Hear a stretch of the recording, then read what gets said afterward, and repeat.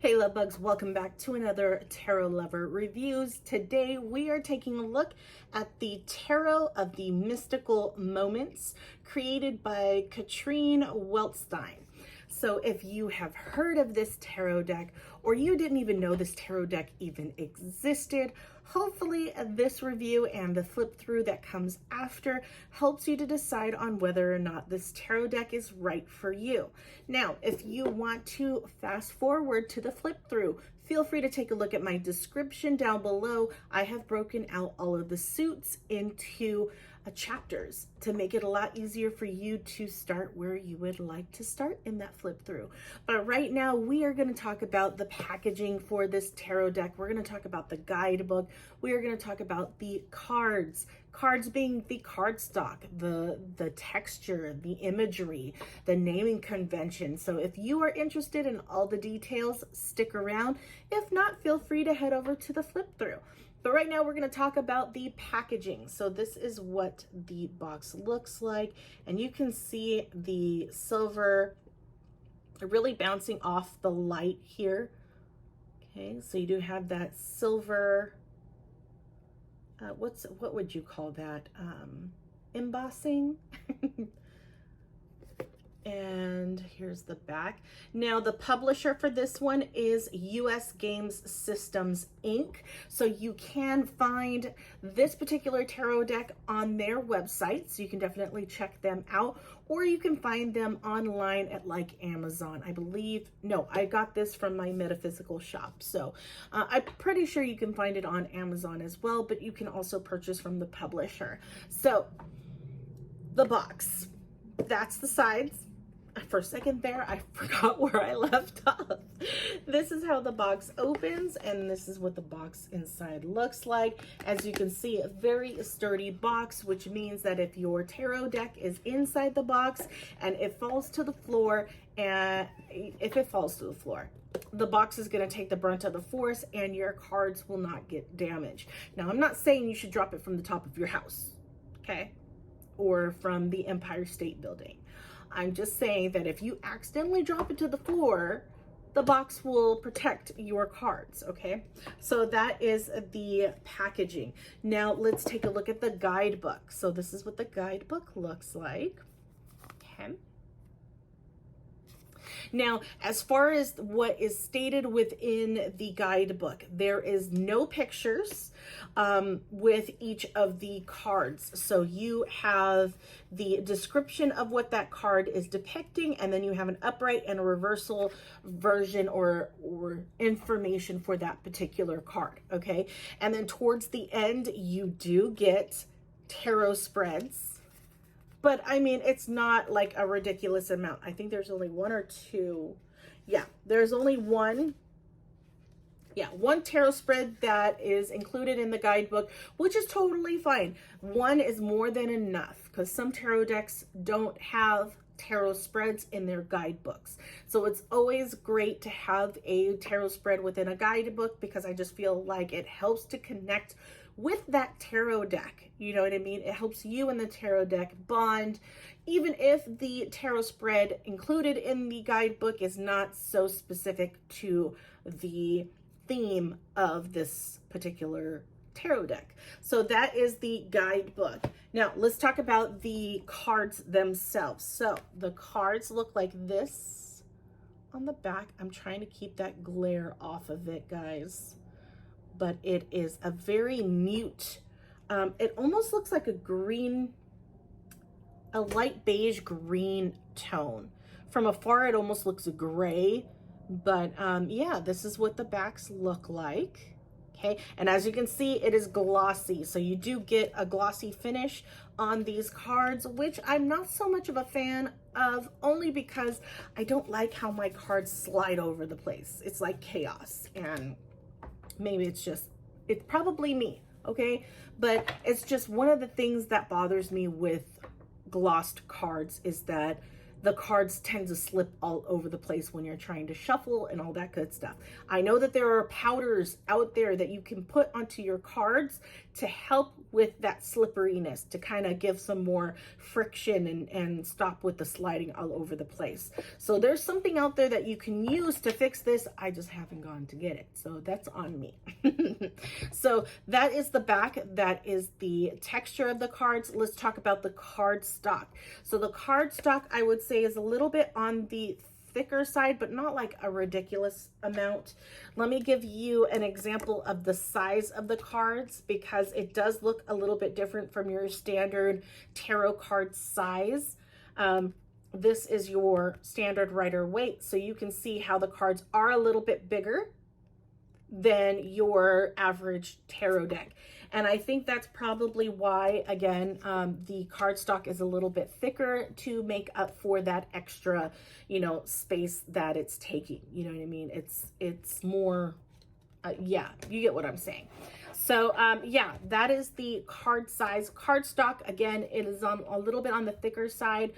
So when you go to shuffle, it's almost like a Goldilocks zone kind of shuffle. And what I mean by that is using that poker style shuffle that most tarot readers will do from time to time, utilizing that as an example. A Goldilocks zone type of deck is when you can do that poker style shuffle effortlessly. The cards bend perfectly, they don't bend too much, and they have some type of bend, and you're able to shuffle it in that poker style beautifully. That's what I call a Goldilocks cardstock. This one is a little bit on the thicker side, so there is more tension when you try to bend the cards in that particular manner, and can be a little bit difficult to shuffle that way, but I'm not saying you have to shuffle that way. You can always do that under over kind of shuffle that a lot of the other tarot readers out there will do. So you can definitely do that, or you can, put your tarot cards all over the place and just, shuffle them that way. You don't have to shuffle the same way everybody else shuffles. Shuffle what feels good to you, okay?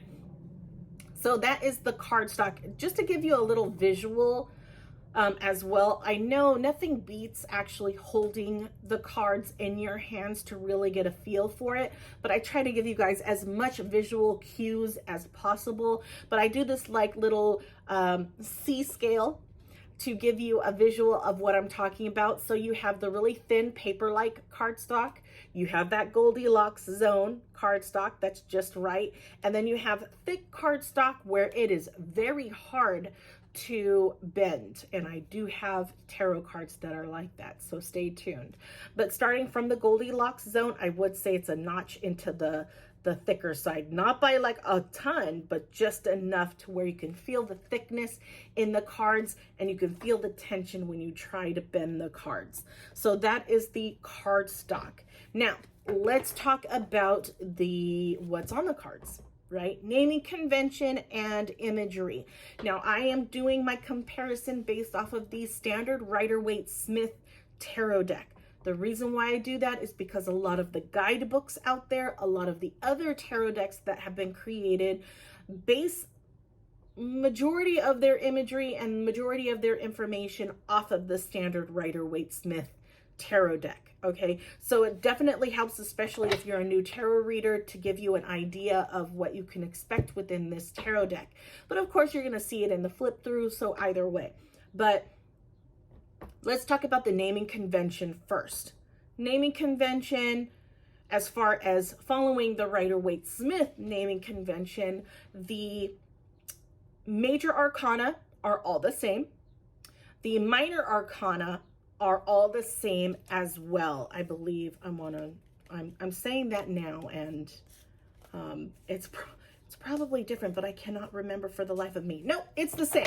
I always have to double check the Pentacles because sometimes some tarot decks will call it something different. So yeah, you do have Pentacles, Wands, Swords, and Cups in this particular tarot deck for your suits. Major arcana are all the same. Now, I will say there are bonus cards to this tarot deck. It's not required, but I love the way that Katrine included these bonus cards. So majority, well, pretty much her tarot deck is really based off of a feminine point of view, feminine archetypes. So when she was creating this, she ended up also creating male versions as well. So for, you know, those really male heavy cards, such as your kings in each of your minor arcana and your emperor, she basically created female versions, female archetypes for these particular cards, but then she later created the male version just in case you wanted to utilize the male version. So she's giving you options, and I absolutely love it. I do a mix. I really do a mix, and sometimes I'll just include all of them in there because they give you different vibes. Even though it's the same card, you may be seeing it from a female point of view, or you prefer to see it from a male point of view. You know, the masculine, feminine, maybe you just want both of them within your reading, whether or not they come up. That's why I like to include it. But I love that idea, you know, that she wanted to go with a all-female archetype type of tarot deck, but then decided to include the male versions just in case you want to go ahead and utilize it, but it's totally up to you. So instead of 78 cards, you get 83 cards in this particular tarot deck. So yeah, now the imagery within the cards, they do not follow standard Rider-Waite-Smith imagery. Okay, some of them you get the gist of what it represents, but I feel like intuitively it really kicks in. Intuition really kicks in with these cards because you may be used to the Rider-Waite-Smith imagery, and now that you're like looking at these particular tarot cards, they look nothing like, this is the moon. Yes, this is a piece that you would recognize from the moon card other than the moon. But I mean, it's different. Justice, or not justice, judgment, the star. You don't get the same type of cues, but you get the same vibe from it. So definitely doesn't follow the Rider-Waite-Smith imagery. Keep that in mind. And then also, last thing I wanted to show you, these are silver. So I was going to say like it was almost like a rainbow vibe to it, but it's silver edging to this tarot deck. I like that. And I don't believe this is one that, I know I have a tarot deck that it happens on, but the color on the sides do not rub off. I have a tarot deck out there and I can't remember which one it is, but every time I hold the tarot deck like this, I will get the silver or the gold, I can't remember which one it was, on my fingers. This you don't. So I mean, that's not a big deal, because as you use your cards, as you shuffle, that color around the edges is going to dull out eventually, but I don't want it to do it so quick, you know. But yeah, hopefully this review has helped you in some way. If it has, hit that like button. But if you have some time, feel free to take a look at my channel. I'm sorry, I like totally forgot what I was talking about. Take a look at my channel, see if there are any other tarot decks that you might be interested in seeing that I've done a review on. But if you don't see a tarot deck that you're interested in and you would like me to do a review on it, comment below and let me know what that tarot deck is. Chances are I may have that tarot deck already and I just haven't gotten around to doing a review on it. But if I don't, it gives me a reason to buy another tarot deck. But yeah, let me know and I will look into that for you. But without further ado, enjoy the flip through and I will talk to you guys later. Bye.